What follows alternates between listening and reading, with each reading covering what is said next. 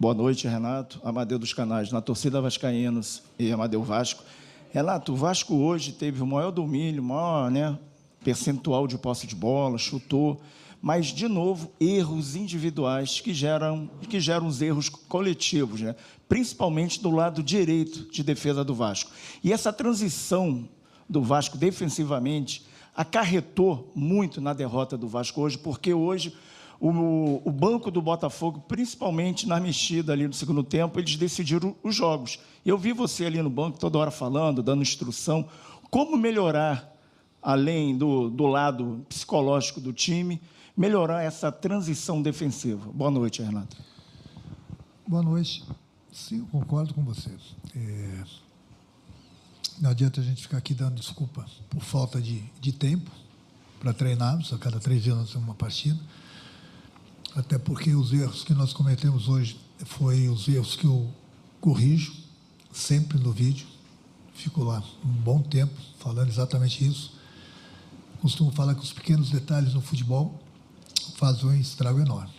E fizeram de novo hoje. Nós fizemos o mais difícil, saímos na frente, nós estamos bem na partida, e aí por erros nossos, erros, digamos assim, até infantis, porque eu já falei para eles de novo no vestiário, são erros que eu procuro corrigir sempre no vídeo, por falta de tempo de irmos a campo.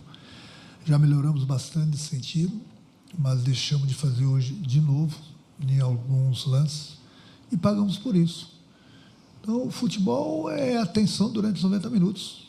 Não tem jeito. Você tem que estar ligado o tempo todo. Não importa quem é o adversário, não importa o jogo. Eu falei para eles que nós deixamos escapar no mínimo 1 ponto hoje. Mas nós estamos na frente. 3 pontos hoje, 2 contra o Curitiba, por falta de atenção. Então, são erros que eu tenho conversado bastante com eles, eu tenho trocado ideias, tenho mostrado para eles que esses erros não podem ser cometidos dentro do campo, porque a conta chega. Então, não é a transição ofensiva, a transição defensiva, isso é falta de tempo mesmo, até porque a gente não tem tempo para treinar bastante, e até porque hoje a gente tem mudado o time de uma partida para outra, mas eles sabem exatamente o que deve ser feito dentro do campo.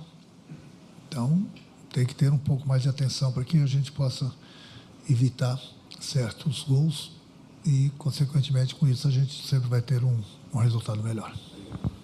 Renato, boa noite. Rodrigo Crivellari, Digão, do podcast Cruz Maltino.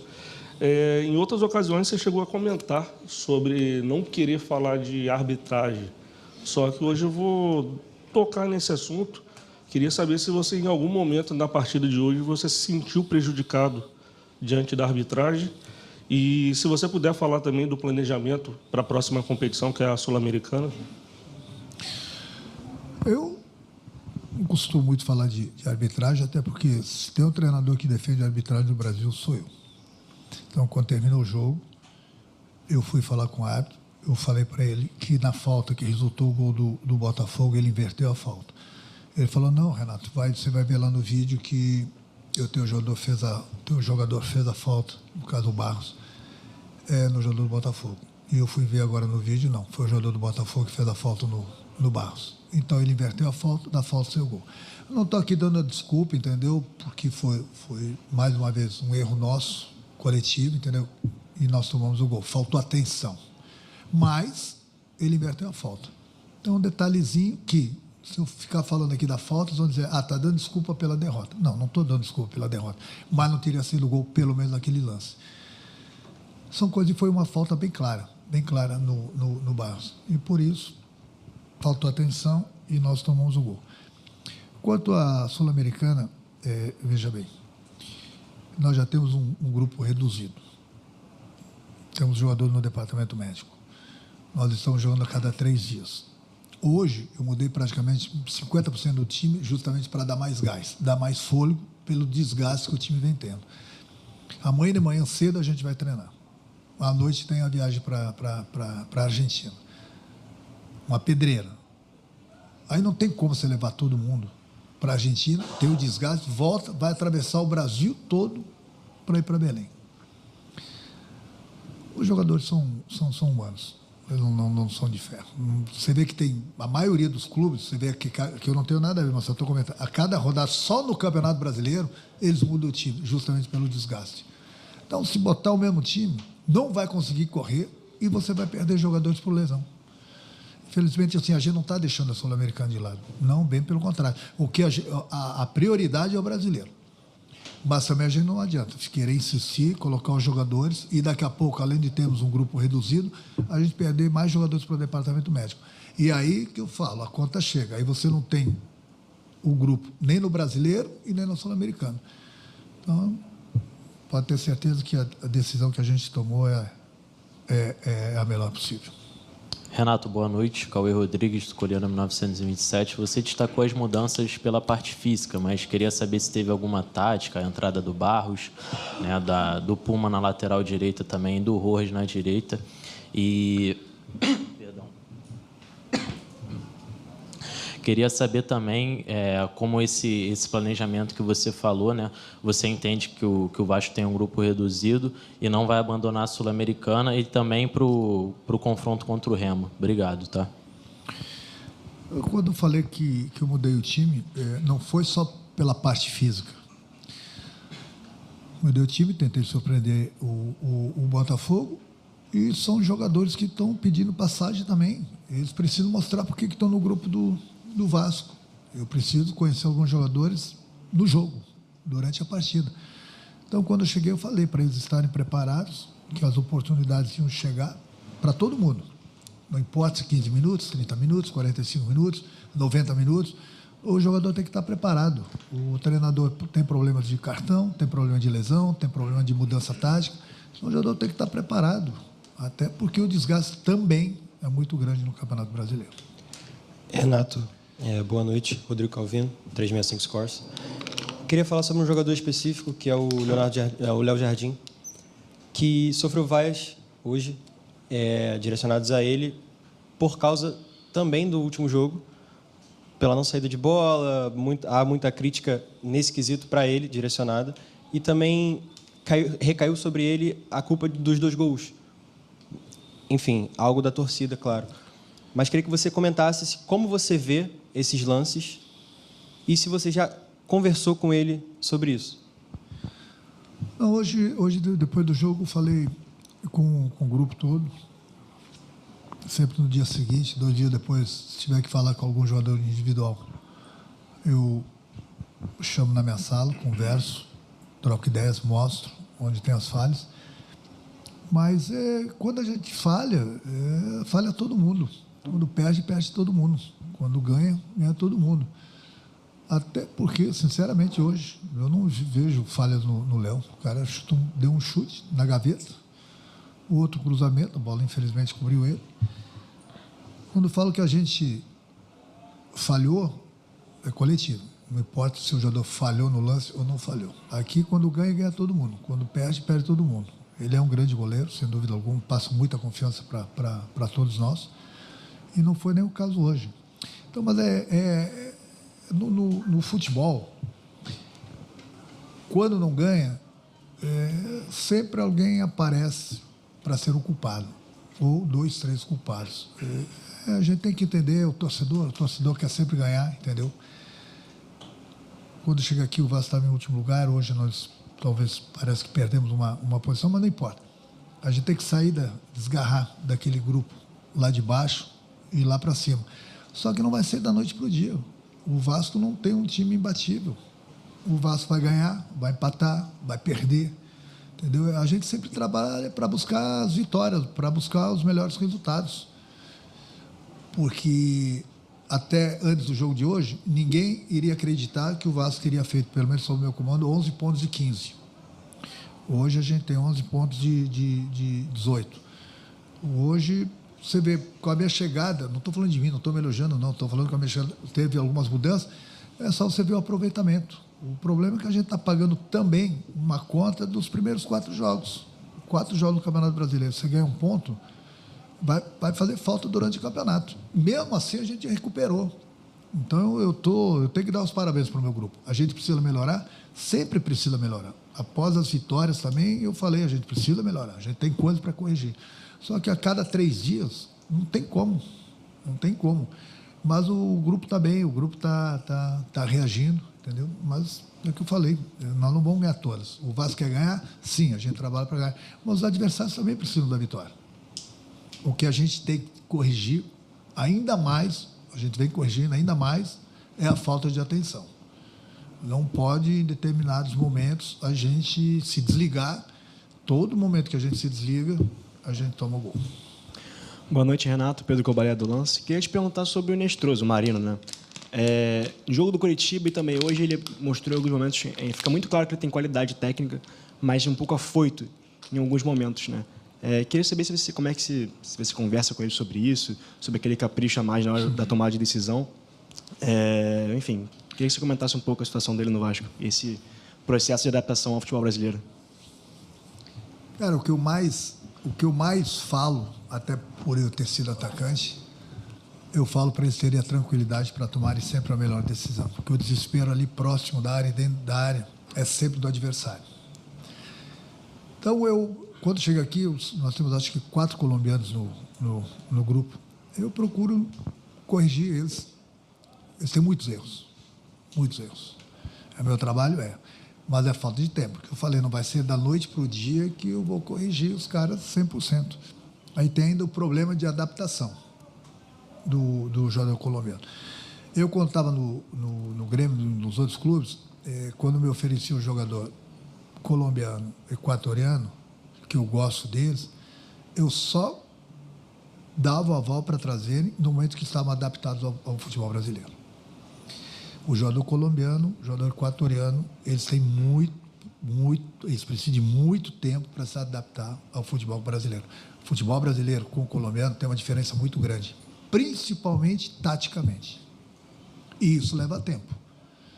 E é difícil você jogar a cada 3 dias e corrigir tudo dos jogadores. Então, você vê que muitas vezes, né, eles tomam uma decisão errada justamente porque eles jogam dessa forma na Colômbia ou no Equador, e aqui no Brasil eles têm esses problemas. E eu falo para eles, procuro corrigi-los, mas é adaptação, não vai ser da noite para o dia. E, enquanto isso, pode ter certeza que, infelizmente, eles vão cometer esse tipo de erro, sim, por mais que a gente corrija eles. Renato, boa noite. Eduardo Canelas, canal A Hora do Vasco. A gente tem uma pedreira, como você bem falou, na partida contra o Barracas Central. E algo que já vem sendo debatido dentro da torcida do Vasco em vários momentos, eu volto à questão mental desse time para fazer um comparativo que eu acho que vai ser bem legal a gente colocar isso para o torcedor. A competição é uma competição de muita catimba, uma competição que você enfrenta sul-americanos muito fortes, nessa questão mental mesmo. A questão mental desse time, que leva gols no final do jogo, essa questão desse time que, às vezes, se desencontra, até antes de você chegar, vinha se desencontrando em alguns momentos. Isso chega a ser um debate entre vocês, fazendo esse comparativo e olhando para a Copa Sul-Americana e o tipo de enfrentamento que a gente vai ter dentro de campo? Obrigado, boa noite. Deixa eu falar. No momento de ter um grupo grande, um grupo que você pode mudar jogadores e você não sente tanta falta, desde que tem um grupo grande, você disputar uma Sul-Americana, ela te dá uma vaga para a Libertadores. Mas você tem que olhar os dois lados da moeda na Sul-Americana. Não que a gente vai deixar a Sul-Americana de lado. A gente está deixando justamente por causa da viagem, por causa do desgaste, por causa que nós temos jogadores entregues ao departamento médico. Vamos ver o que vai acontecer na Argentina. Depois nós temos 2 jogos em casa. Mas veja bem, a Sul-Americana, você disputa a Sul-Americana o ano todo. Você tem que jogar na altitude, tem que jogar com times fortíssimos, porque agora saíram da Libertadores, vão estar aqui. O desgaste das viagens longas, e é uma pedreira a Sul-Americana. Para você, lá em dezembro, ver se você é o campeão para ganhar uma vaga para a Libertadores. E até dezembro. Acontece o quê? Desgaste, jogar na altitude, perda de jogadores, e nesse meio tem o Campeonato Brasileiro. O Campeonato Brasileiro não dá para deixar de lado. A prioridade do Vasco é o Campeonato Brasileiro. E até porque entre o Campeonato Brasileiro, a Sul-Americana, nós temos a Copa do Brasil. E nós estamos entre os 32. E eu acho que esse ano aqui são 2 vagas para a Libertadores, a Copa do Brasil, é isso? É o campeão e o vice. Então, para você ver o caminho, né, bem mais curto. Menos, entre aspas, desgastante. Não que nós vamos deixar a Sul-Americana de lado, mas é para você ver. Você disputa um campeonato, tem que passar por todo mundo, desgaste enorme, para ver se lá em dezembro você é o campeão para ter essa vaga. O caminho mais curto. Nós temos a Copa do Brasil, mas independente de Copa do Brasil e Sul-Americana, a prioridade do Vasco é o Campeonato Brasileiro. A gente tem que somar o maior número de pontos até junho, na parada da Copa. E aí eu tenho conversado bastante com o Pedrinho, tenho conversado bastante com o Felipe. Nós temos que ser pontuais na contratação. Temos que contratar. Temos que trazer mais qualidade para o nosso grupo, para que a gente possa pensar ainda maior, entendeu? Mas esses jogadores, 3, 4 jogadores, no mínimo, que a gente trouxer, vai ter que ser de agrado de todo mundo, do treinador, da torcida, do presidente, da diretoria, enfim, jogadores que cheguei, para que a gente possa ter ainda um grupo mais forte para começar, sim, a pensar em coisas maiores, entendeu? Mas, até lá, e isso eu peço para o torcedor, eu sei, eu entendo, me coloco no lugar do torcedor, mas o torcedor tem que entender isso. Até junho vai ser uma guerra, porque nós temos aí mais 17 jogos, a cada 3 dias nós vamos ter que jogar, Sul-Americana, é Copa do Brasil, é Campeonato Brasileiro, e a gente precisa somar o maior número de pontos, para aí sim, aí na metade do ano, a gente trazer alguns reforços para que a nossa qualidade técnica, principalmente, suba bastante, o torcedor possa se entusiasmar ainda mais, e jogadores, com certeza, chegarem para nos ajudarem. Boa noite, Renato. Sérgio Quinte, canal Atenção Vascaínos. Quando você chegou, você falou que a sua prioridade seria arrumar a casinha, né? Arrumar o sistema defensivo, mas o Vasco acabou tomando gol em todos os jogos com você. Não sei se é a falta de tempo, porque teve o período da data FIFA e, mesmo assim, o Vasco continua apresentando muitos erros coletivos, além de erros individuais, algo que poderia ser mais treinado, né? Não sei. Queria que você falasse um pouco dessa questão do sistema defensivo, continuar tomando tantos gols, mesmo tendo esse tempo para treinar, e também em relação às alterações. Você manteve o time, mesmo com muitos jogadores indo muito mal no primeiro tempo, você voltou com a mesma equipe, sem fazer nenhuma alteração, e no final você terminou fazendo só 3 substituições, você ficou com 2 pendentes. Você fala muito dessa rotina de jogos, carga pesada de jogos, principalmente em abril. Por que você morreu com essas 2 substituições? Obrigado. Nas substituições eu faço quando eu acho necessário, até pelas... Sabe, com todo o respeito. Você viu quem eu tinha no banco hoje? As características dos jogadores? Você colocou muito Adson, por exemplo, não tem entrado. Eu coloquei o Marino. Eu não posso colocar 2 jogadores na mesma posição. É por isso que eu falo. Eu até gosto do Adson, mas é um ou outro. Aí eu penso em deslocar um para o lado esquerdo. Eles não gostam de jogar aí, eles não sabem. Eles gostam do lado direito. Aí eu faço o quê? Não adianta, tem 2 jogadores na mesma posição. Então, entendeu? Aí tinha um atacante só de área, o Spinelli. O Breno está machucado. Fica, por isso que eu digo, o nosso grupo está um pouco reduzido, entendeu? Eu gosto de fazer 5 substituições, mas não adianta você botar 15 minutos, sai, para botar outro meia hora. Então, o desgaste do time, tanto é que está tendo desgaste do time, tanto é que eu procurei mudar do jogo de Curitiba para cá, parece que eu mudei metade do time. Não fiz nenhuma substituição no intervalo do jogo, porque eu não achei necessário, porque eu sabia que nós iríamos melhorar. O jogo estava controlado. Não é que a gente estava jogando bem, mas o jogo estava controlado. Sabia que nós iríamos melhorar no segundo tempo. Melhoramos, fizemos o gol. Fizemos o gol, que é o mais difícil no futebol, é fazer gol. Fizemos o gol. Aí, é que eu falo, o que não pode é faltar atenção para a gente tomar aqueles 2 gols. O futebol, você tem que estar ligado nos 90 minutos. Não importa quando esteja o placar. No momento que você se desligar, entendeu? Eu costumo contar uma historinha para eles sempre, do desligamento do jogo. Eu falo para eles, vocês são pais, vocês têm filhos de 1 ano e meio, 2 anos. Na hora de atravessar a rua, ninguém dá as costas para o filho, né? Tem que ter atenção, porque se der as costas para o filho, alguma coisa vai acontecer. Eu falo para eles que no campo é a mesma coisa. Se faltar atenção, alguma coisa vai acontecer. E aconteceu. Então, o nosso trabalho, apesar do pouco tempo, a gente alerta, a gente conversa. Ninguém está tirando a responsabilidade. Não estou tirando a minha responsabilidade, estou com um grupo sempre. Mas, é que eu falo, a gente precisa ter atenção durante os 90 minutos para que aí sim a gente possa parar de tomar alguns gols que a gente não pode tomar. Renato, boa noite. Danilo do Expresso 1923. A atuação do Puma desde o primeiro tempo e nos primeiros minutos, a torcida ficou bem preocupada ali, tensa, com os erros defensivos. Era uma das críticas, desde a época do Diniz ou até antes, com o Ramon Dias, a presença do Puma. Como é que você tem trabalhado essa parte defensiva dele? E, se me permite, uma segunda pergunta sobre o Matheus França.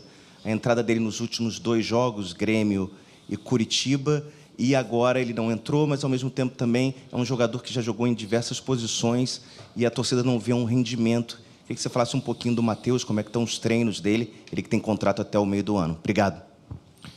É para você ver a situação do treinador. Estava jogando PH. Tira o PH, bota o Puma. Difícil para o treinador. É difícil. Se coloca aqui 5 minutinhos que você vai ver. Eu tenho 2 bons laterais do lado direito, 2 bons laterais do lado esquerdo. Eu não posso inventar um terceiro jogador, eu não posso contratar um terceiro jogador na posição. Estou satisfeito com 2 agora. O torcedor, infelizmente, é assim. Ele quer que o jogador entre e seja 100%. Aí o jogador começa a pegar no pé de um jogador, tem que tirar. Se for tirar todo o jogador que o torcedor reclama, eu preciso de 25 substituições. Eu preciso de 300 jogadores no plantel. Então, é por isso que eu sou pago para pensar. Eu sempre procuro fazer o melhor para o grupo, o melhor para o time. O França é outro, que chama o França para entrar, a torcida já se manifesta. E ele tem treinado bem, ele tem qualidade. Então, o torcedor ele precisa ter calma, que é um jogador que vai nos ajudar, entendeu? Mas ninguém gosta de entrar em campo e ser vaiado. É difícil, eu fui jogador. Então, sabe, quando se entra com o apoio da torcida, você rende mais. Mas no momento que o torcedor começa a pegar no pé de um ou outro jogador, fica difícil, porque o rendimento pode ter certeza que não é o mesmo. Boa noite, pessoal. Obrigado, Renato. Valeu. Alguém quer ficar no meu lugar 5 minutos? Não.